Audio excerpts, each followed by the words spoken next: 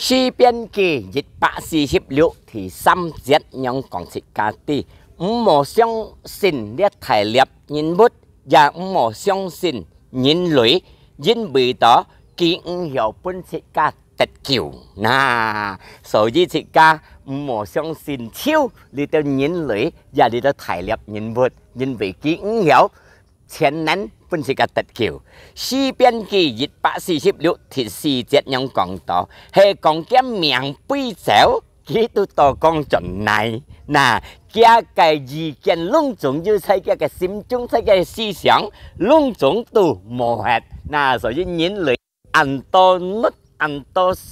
鋪排嘅心中都本是家嘅，到家嘅命亦係背走也冇hết。馬cái tụ mò hết, ở相信mà nhân á, dia cái si thu hăng sẵn, 16:31 節anh nhong講出家己，相信耶穌基督你得到人人嘅得救，你嘅全家得救。